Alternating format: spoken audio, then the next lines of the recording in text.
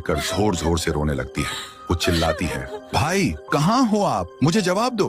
तभी उसके कानों में वही आवाज गूंजती है।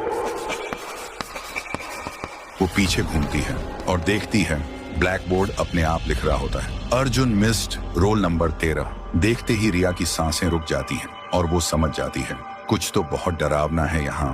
कांपती हुई आवाज में रिया बोलती है, तुम कौन हो और ब्लैक बोर्ड पे जो लिखा है उसका मतलब क्या है? अगर कोई यहाँ है तो मुझे दिखाई दो। तभी एक अजीब सी आवाज गूंजती है और एक परछाई दिखाई देती है। एक लड़का स्कूल यूनिफॉर्म में, उसकी आंखों में सिर्फ दर्द। वो कहता है, सब मुझे भूल गए। रिया पूछती है, तुम कौन हो और चाहते क्या हो? परछाई बोलती है, मैं हूँ अर्जुन, मिस्ड रोल नंबर 13। आज से 5 साल पहले की बात है। मैं बचपन से अनाथ था। मेरे मम्मी पापा मुझे अकेला छोड़कर चले गए थे।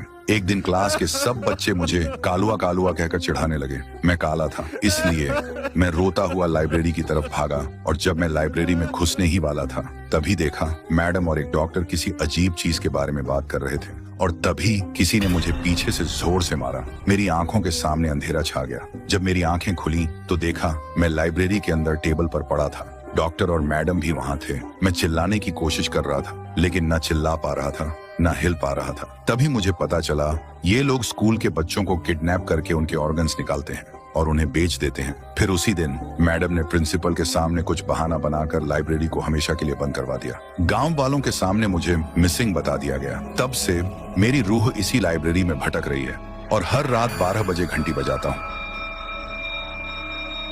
बस इस उम्मीद में कि कोई आए, मेरी कहानी सुने और मुझे इंसाफ दिलाए। रिया की आंखों में आंसू आ जाते हैं। वो बोलती है, मैं तुम्हारा दर्द समझ सकती हूँ, लेकिन मेरे भाई ने क्या किया था? उसे क्यों गायब कर दिया? वो कहाँ है? अर्जुन बोलता है, तुम्हारा भाई बिल्कुल ठीक है। उस दिन जब मैं उसके सामने आया वो डर के मारे बेहोश हो गया था। अब वो तुम्हें लाइब्रेरी के एक कोने में एक सीक्रेट डोर है, उसके पीछे मिल जाएगा और वहीं मैडम के राज की असली फाइल भी है।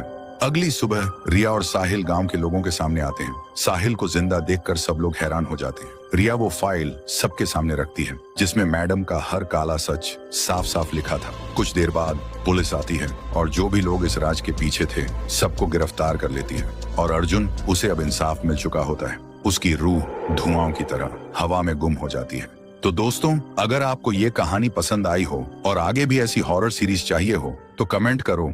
एक गांव था, नाम था सहूरपुर, क्योंकि उस गांव में बस सहूर सरनेम वाले ही रहते थे, इसलिए उस गांव का नाम पड़ गया था सहूरपुर। वहीं रहता था एक मजाकिया आदमी, ठुन ठुन ठुन सहूर। वो सबसे अलग था, आंखें बड़ी,